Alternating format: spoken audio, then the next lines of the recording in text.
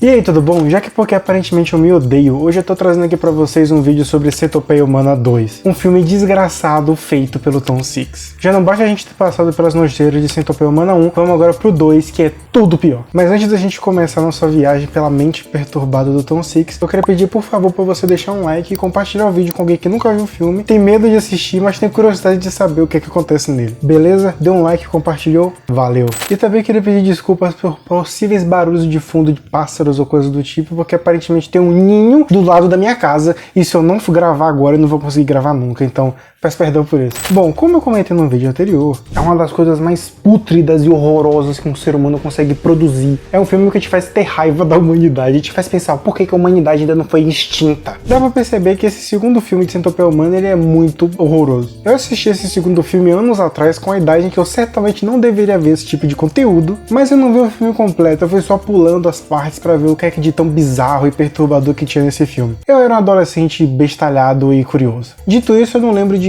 basicamente nada dessa continuação, mas eu sei que tem uma cena em que o doutor da vez quebra os dentes de algum cara com um martelo. Eu só sei que tem isso no filme. A produção desse filme já tinha começado antes mesmo do primeiro ser lançado, contendo o mesmo orçamento, mas contando com efeitos especiais muito mais nojentos e bizarros. Como eu também falei no primeiro vídeo, Centopeia Humana não assusta pelos efeitos especiais, ele assusta pela premissa e a concepção daquela ideia maluca. Mas nesse segundo filme é que o Tom Six chutou o balde. Ele é só um filme nojento e perturbador, e é isso. A Ashley Yen, a atriz que participou do primeiro filme, comentou isso daqui na festa de promoção do primeiro filme sobre esse segundo. O primeiro filme é uma Little Pony em comparação com o segundo. E também comentou no Weekend of Horrors que a...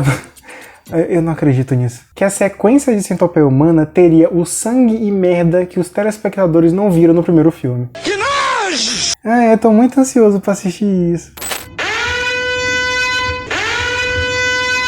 Antes de falar sobre a história do filme em si, eu tenho que fazer alguns avisos. Esse filme tem muito conteúdo nojento e perturbador, então eu vou ter que usar palavras diferentes para me referir a algumas coisas e algumas pessoas. Então eu vou usar muito alguns termos como foi jogar no Vasco, foi de F, olha só essa mini pessoa, descabelar o palhaço ou coisas do tipo. Sim, tem tudo isso no filme. Além disso, tem coisas que eu realmente não vou poder citar no vídeo. Pense em algo horrível.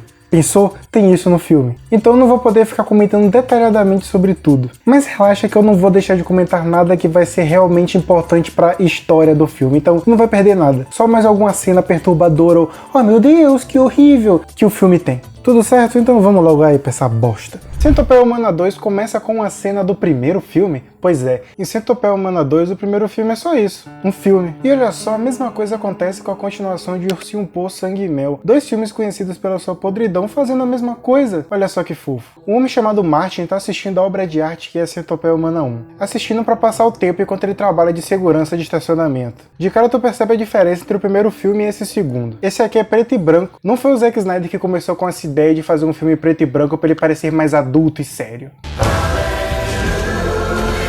Pelas câmeras ele vê um casal discutindo porque um deles acabou trancando o carro com as chaves dentro e ele vai lá ver, com um pé de cabra na mão.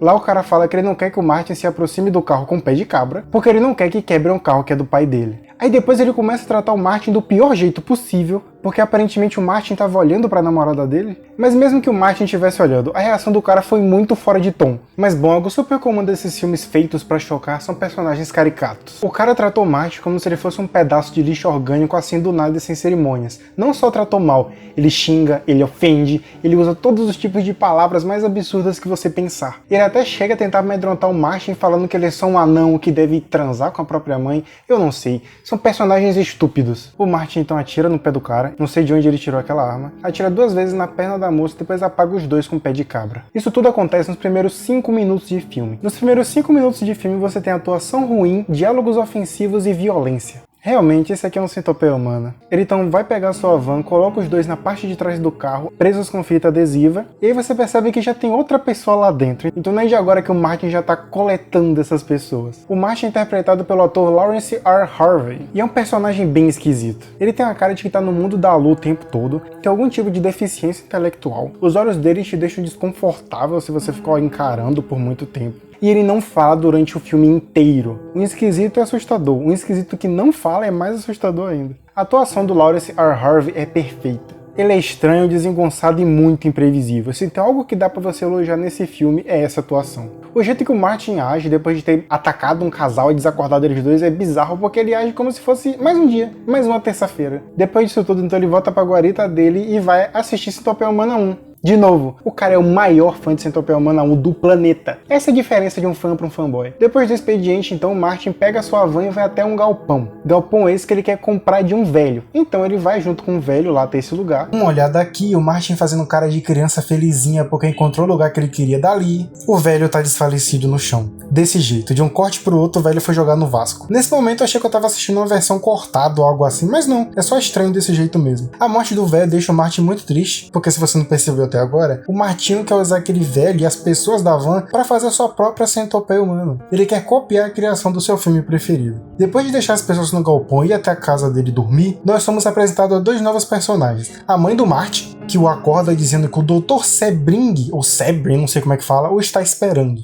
Dr. Sebring. Esse doutor foi até lá a casa do Martin para levar o vape, a bombinha de asma dele, que por alguma razão precisa ser entregue pessoalmente até o Martin. A mãe do Martin então começa a reclamar que o filho está viciado em centopeias. Ele não para de falar em centopeia e de que quer fazer uma centopeia usando 12 pessoas. Esses personagens não têm muito desenvolvimento não, tá? Eles só estão aqui para serem as piores pessoas possíveis. Eu vou falar a história deles para vocês. A gente acabou de ver o Martin atirar e sequestrar duas pessoas. Ele também foi utilizado de maneira indevida fisicamente e psicologicamente pelo seu pai. E a mãe dele sente falta do marido e culpa o Martin por ele estar preso. E já que o doutor é um péssimo médico, ele fala para a mãe do Martin não se preocupar com nada do que o filho dele tá falando. E depois a gente vai descobrir que ele também utiliza de maneira indevida fisicamente o Martin. Então são só duas escórias de ser humano. É o tipo de personagem que você esperaria encontrar em uma história Ed escrita por um adolescente bestalhado. Mas não, quem escreveu isso foi um homem que na época tinha 37 anos chamado Tom Six. Depois do doutor ir embora, o Martin e a sua mãe vão comer. E aqui acontece uma cena que me fez passar raiva. Mas não porque é uma cena triste ou uma cena nojenta, é porque é uma cena ruim mesmo. Lembra que eu falei que os personagens só estão aqui pra chocar? Então, a mãe do Martin vem com um papo de que ela vai escalar eles dois pro Vasco, bem assim do nada mesmo. O Martin não reage. Ela começa a bater com a vassoura no teto por causa do barulho alto que o vizinho tá fazendo. O vizinho do som alto aparece na casa. A mãe do Martin diz que foi o Martin que tava reclamando e manda ele agir como um homem, como seu pai agiria. O Martin não faz nada, o cara então ameaça o Martin e começa a bater nele. A mãe sai correndo chorando, não porque o Martin tá sendo agredido, mas porque ele não agiu como o pai dele agiria. O cara então fala que vai deixar a música mais alta ainda e quando ofende mais o Martin, e aí acaba a cena. É uma cena que só serve pra mostrar o quanto a vida do Martin é horrível e como as pessoas são horríveis que estão em volta dele. Mais uma cena pra chocar sem propósito nenhum além disso. Eu sei que essa é a ideia do filme, ser um filme pra chocar, um filme polêmico, mas tem que ter mais alguma coisa. Se for só choque por choque,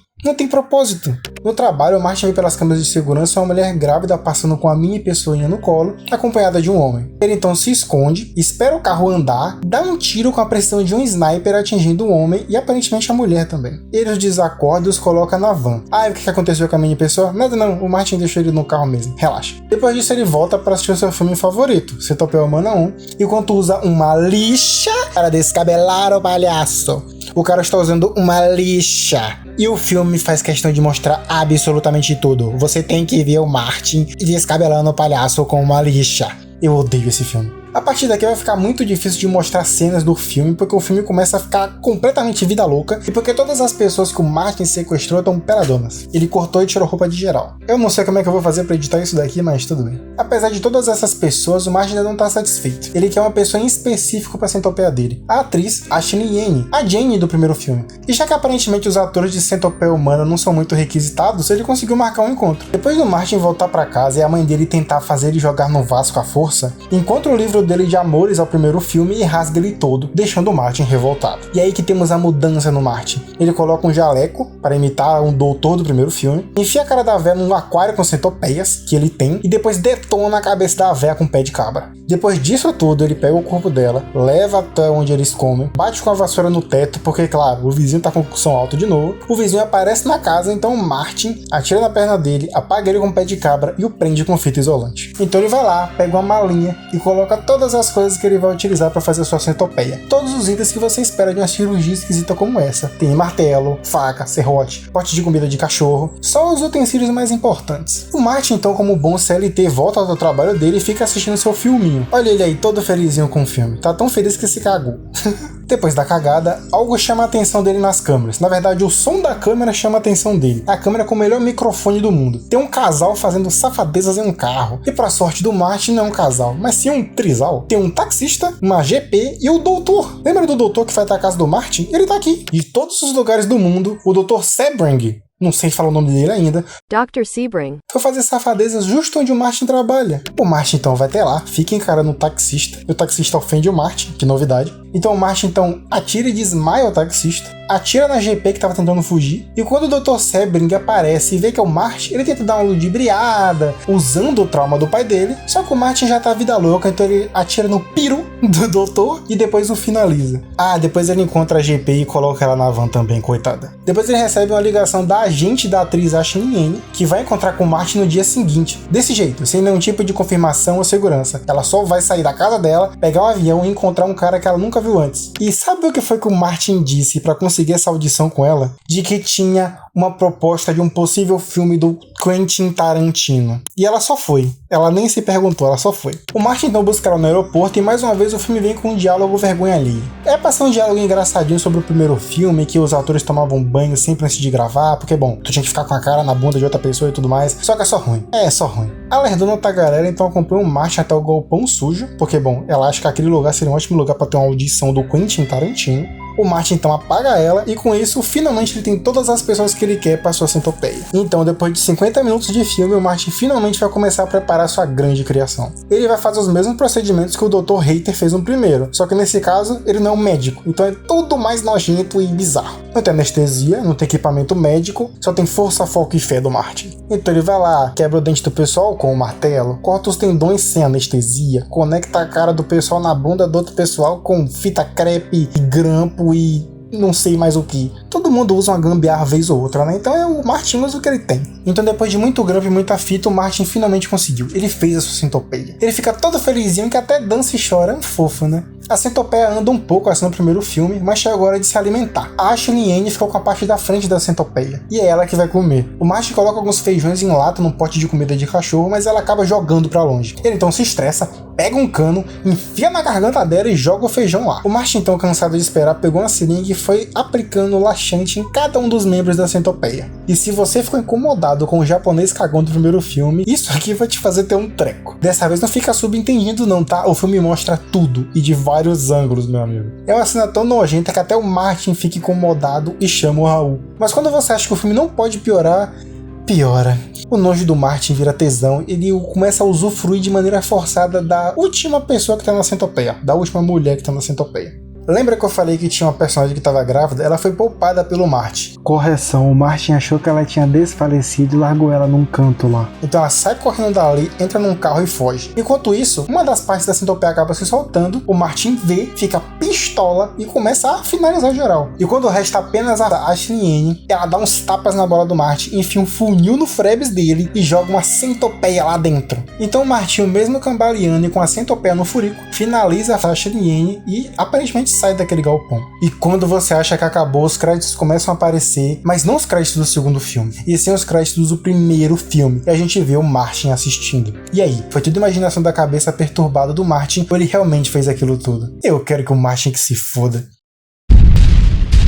Dá pra imaginar que depois de tudo isso que eu falei que acontece no filme, ele seria muito polêmico e difícil de ser lançado. A BBFC, um órgão britânico que faz a classificação indicativa dos filmes, proibiu o Centopeia Humana 2 de ser lançado. Diferente do primeiro filme, a sequência apresenta imagens gráficas de violência sexual, defecação forçada e mutilação. O espectador é convidado a testemunhar os eventos através da perspectiva do protagonista. Enquanto no primeiro filme a ideia da centopeia é apresentada como um revoltante experimento médico, com foco nas vítimas tentando escapar. Esta continuação apresenta a centopeia como objeto de fantasias sexuais depravadas do protagonista. Há poucas tentativas de retratar qualquer uma das vítimas como algo além do que o objeto a serem brutalizados, degradados e mutilados para a diversão do personagem central, ou para o prazer do público. Há uma ênfase na diferença entre excitação sexual e violência sexual, e a clara associação entre dor, perversidade e prazer sexual. Claro que o Tom Six não gostou disso daqui, reclamou um monte e falou que, bom, o filme tá aí, ninguém é obrigado a assistir, então quem quer assistir tem que poder assistir. No final das contas, a BBFC voltou atrás na decisão de banir o filme, mas ele tem que passar por algumas modificações. A classificação indicativa ficou 18 anos, é claro, e o filme teve que passar por 32 cortes. Eu nem preciso falar que as avaliações desse filme foram negativas. Se você for olhar as notas dos 3 filmes da trilogia Centopeia Humana, é só ladeira abaixo. Eu tentei dar uma pesquisada rápida pra achar alguma avaliação positiva sobre o filme, alguém que gostasse, mas eu não consegui encontrar. As únicas avaliações positivas de 5 estrelas que eu achei foi das pessoas sendo irônicas e falando que você deveria ver esse filme acompanhado da sua mãe e dos seus filhos. Mas claro, deve ter alguém por aí que trata esse filme e a trilogia inteira como obras-primas do cinema mundial. Mas por que não fariam isso? O filme ganhou um prêmio, ora bolas. Foi um Fangoria Chainsaw Awards? Foi, mas ganhou. Como o pior filme. Mas o filme também foi indicado a melhor filme lançado para CD e DVD, então eu não sei como é que funciona essa premiação e eu não acho que ela tenha muita credibilidade não, hein. Pelo menos eu não confio muito nessa premiação que resolve dar um prêmio pra Centopeia Humana 2. Foi de pior filme, né? Mas mesmo assim, nem isso merece. Mas é isso, pessoal. Esse foi o vídeo de hoje. Espero que vocês tenham gostado. Não esqueça de deixar um like, compartilhar. Eu peço 1000 desculpas pelos barulhos de pássaro. Eu não sei o que está acontecendo. Aparentemente eu vivo na floresta amazônica e eu não sabia. Eu realmente peço muito perdão. Eu espero que eu tenha conseguido tirar o maior número de barulho de pássaro possível durante a edição do vídeo. É isso daí. Valeu. Até a próxima. Com as duas mãos. Até a próxima.